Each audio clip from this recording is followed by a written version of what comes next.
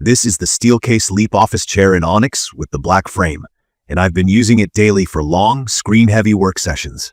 I bought it because my back and shoulders were telling me that good enough wasn't cutting it anymore. After living in it for months, tweaking every control, and working through a couple of surprises, I have a clear take on how it performs in real life. The look is quietly modern. It doesn't shout for attention, which I like for a clean workspace. The frame lines are slim, the back is simple and solid, and the Onyx fabric reads professional under different lighting. Up close, it feels sturdy and dense, not flashy. Most of the shell and controls are a high-grade plastic with a consistent finish, and the base feels planted. The arm pads are soft enough without feeling mushy. If you press and wiggle the arms, you'll notice a bit of play. That's by design, and I'll come back to it. The controls are labeled clearly, and they're all reachable while seated, which lowers the learning curve. From my experience, the Leap rewards patience on day one. I started by setting seat height so my feet were flat and my hips just a touch above my knees. Then I slid the seat depth until the front edge sat a couple of fingers behind my knees. That little slider matters a lot. A few millimeters changed how my weight sat on the cushion. I raised the lumbar bar to meet my lower back and used the firmness dial to add or reduce pressure. The backstop has 5 positions, so I set a limit for how far the back can tilt, and then I dialed the tension so the recline felt supportive, not loose. When I lean back, the seat glides forward slightly. That's the key to this chair's personality. It keeps me close to my keyboard and monitor even when I'm reclined. I don't end up reaching with my shoulders or craning my neck. It's a set-it-and-work recline, not a rocking chair feel. The back flexes with me as I move, staying in contact with my lumbar while letting my upper back move more freely. On long writing or coding days, that consistent contact has been the difference between ending the day achy or not. The seat is the hot topic. It's firm and relatively thin compared to cushy executive chairs. The front edge is flexible, so it doesn't bite into my thighs. In my opinion, that's great ergonomically, but it's not a plush sit. After multiple hours straight, I felt tailbone pressure until I dialed the seat depth and reclined just right. Small changes made a big difference. When I remembered to stand up, stretch, or shift positions throughout the day, comfort was excellent. When I tried to sit motionless for 8 to 10 hours, I noticed the firm support more.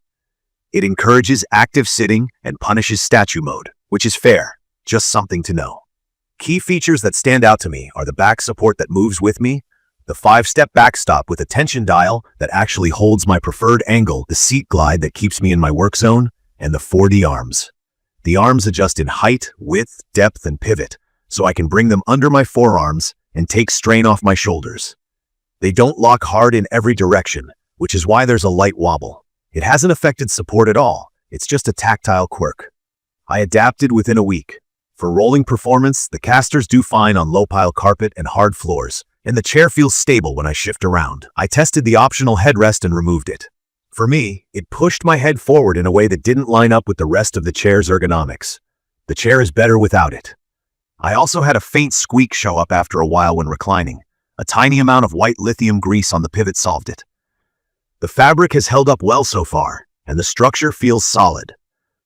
Steelcase rates the Leap up to 400 pounds, and it feels like a tool built for heavy daily use rather than a decorative piece. It's customizable in size and upholstery if you order that way, but even the standard setup accommodates a wide range of body types. It's perfect for deep computer work where posture matters. Writing, coding, design, spreadsheets, and any task where you want your hands close and your eyes aligned while you change angles.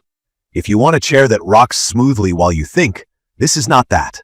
The recline is sticky by design, meant to hold you in a supported position without drifting. If you want a plush seat that you sink into, this isn't that either. The seat is supportive and encourages movement. On warmer days, the foam can run warmer than a mesh chair. I switch between upright typing and a light recline, and that keeps me comfortable across a long day. From my experience, the learning curve comes down to 3 moves. Set seat depth so your weight spreads across the whole cushion, set lumbar height, and dial the firmness until your lower back feels held. And pick a backstop position that keeps your eyes and hands where they need to be. Once I found those settings, my lower back pain dropped noticeably.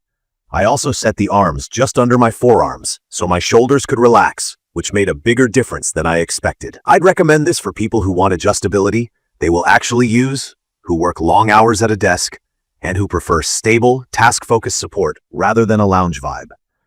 If you've tried chairs that felt good for an hour but left you sore by the afternoon, this is a strong upgrade.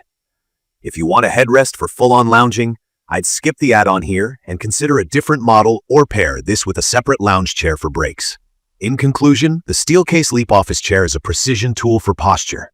It trades plushness for support and trades a rocking feel for a stable work-first recline that keeps you in your zone. In my opinion, that's the right call for long sessions at a computer. The arms are immensely adjustable with a touch of wobble, the back support is dynamic and consistent, and the seat rewards small adjustments and regular movement. The build feels ready for years of use, and the ergonomics deliver when you take the time to dial them in. If that balance sounds like your needs, it's an easy chair to live in all day. If this video helped, please subscribe for more practical reviews, and leave your questions or your own experience with the Leap in the comments. Thank you for watching.